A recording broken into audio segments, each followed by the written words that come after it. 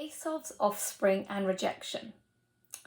The end of Parshas Vayishlach, we have the whole of Perek Lamed Vov talking about the descendants of Esav and Seir.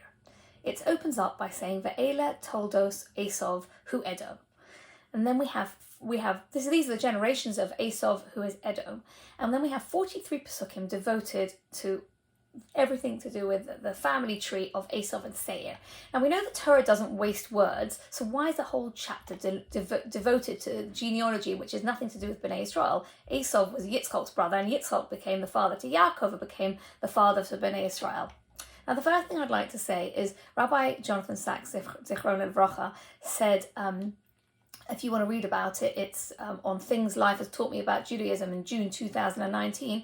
And I'm quoting from Rabbi Sachs: never look down on others. Never think that being Jewish means looking down on Gentiles. It does not.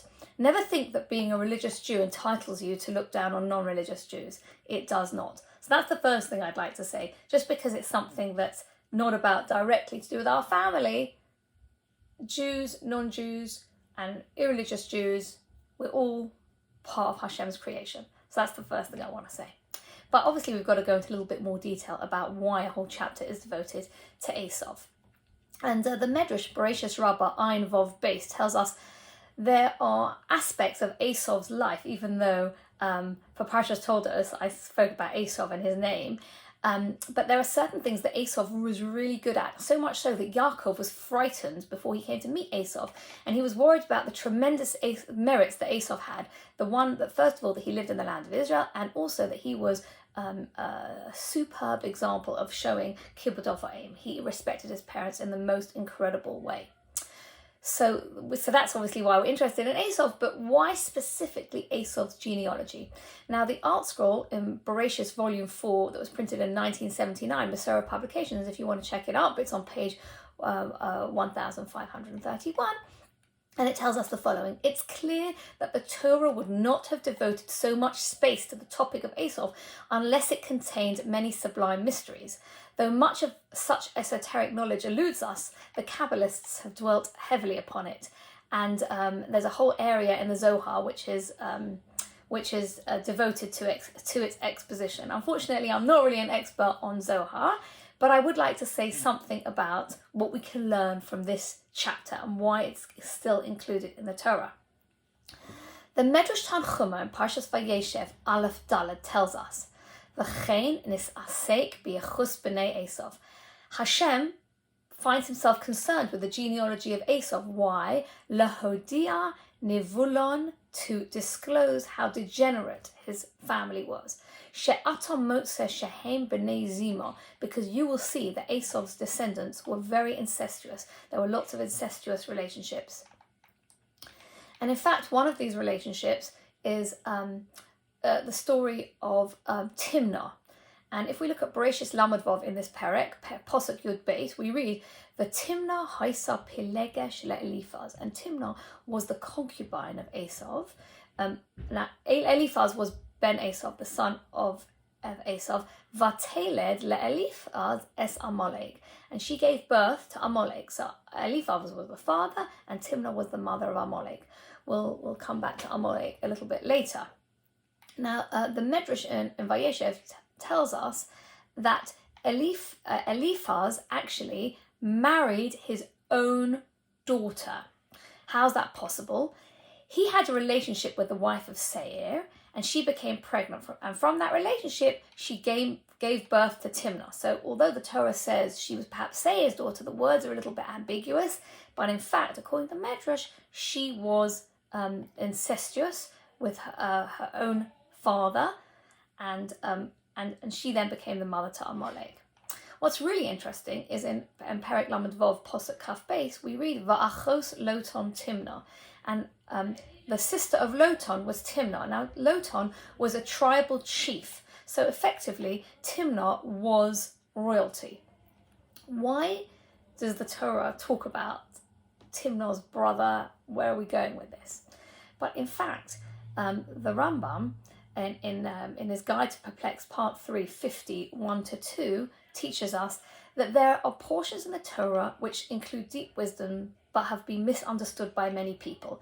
They require an explanation, look at the narratives, because sometimes we think to ourselves, what has the fact that Timnah is Lotan's sister got to do with our life? And he carries on and he says, Lo haya lo Moshe lichtov ela rabim leboram va'achos Lotan Timnah. Did Moshe have nothing else to write? Which basically means, did Hashem tell Moshe to write that Lotan and that Timnah was Lotan's sister?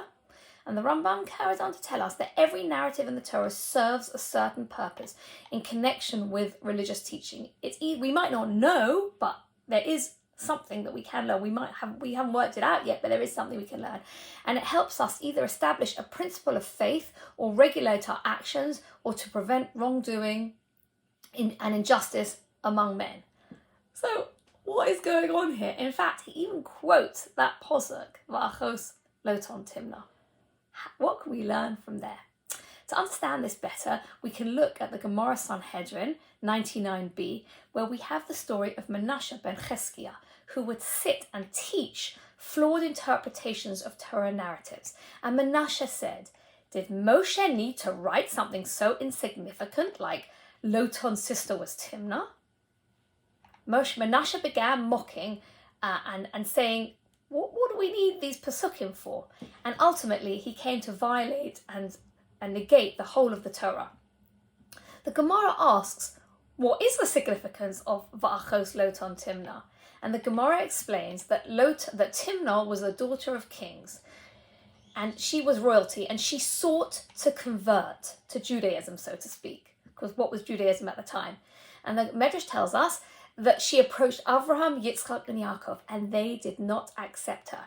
So what did she do? She thought, well, I can't get Avraham, Yitzchak, and Yaakov. I'll take the next best thing, Esav, and I'll take Eliphaz. So she became a concubine of Eliphaz, the son of Esav. And she said to herself, it's preferable that I become a maidservant for this nation, i.e. the nation of Israel, and rather not be a royalty, a noble person from another nation. And from her, Amalek emerged and afflicted the Jewish people. And the Gemara tells us, what is the reason that the people had to suffer at the hands of Amalek? And Gemara answers, because the Ovos should not have rejected her.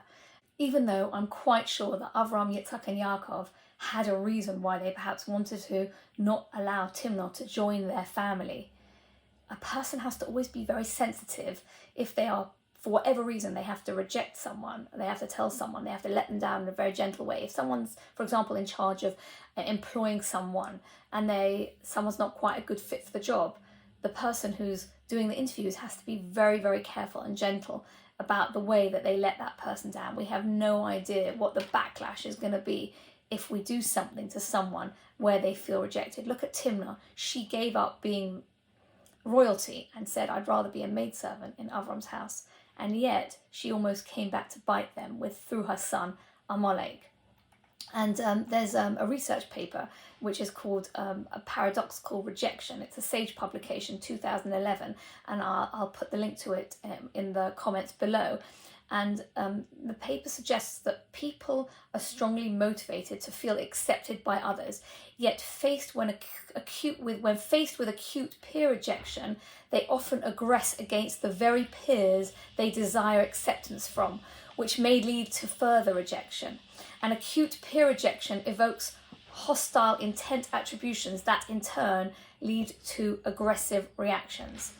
We have to be very careful what we do, even if there's a very good reason why we need to reject someone in some way or not include someone. We have to be very, very, very sensitive. And I'd like to conclude by telling us what the Rambam says in his introduction into Perek Chelek. Ki kol haTorah hazos hanatuya al yedei Moshe Rabbeinu olav hashalom. The whole Torah was given to us through Moshe Rabbeinu. Shehi kula mipi hagvura. It's all coming from the mouth of Hashem. Me'ez Hashem Yisbarach, from Hashem.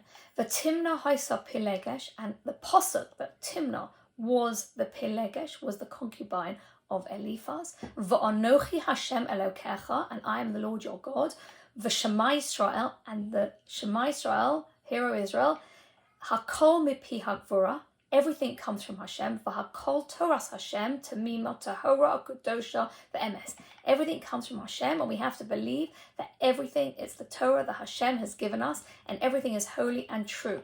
Even a sentence like what might appear to us, Timnah is Loton's sister, looks so insignificant, but we can see that just from that tiny little nugget, those 3 words, we can learn so much. Unfortunately, we haven't been zocher to be able to understand all the deep understanding and all the deep meanings behind all the words of the Torah, but this particular posuk has been singled out and we can learn something, and that's the power of rejection and how sensitive we have to be to the feelings of other people. I gave a talk about Esav's genealogy in Kinlos last year. It's on Parshas Vayishlach, and I'll post a link to that in the notes. I wish everybody a very good Shabbos.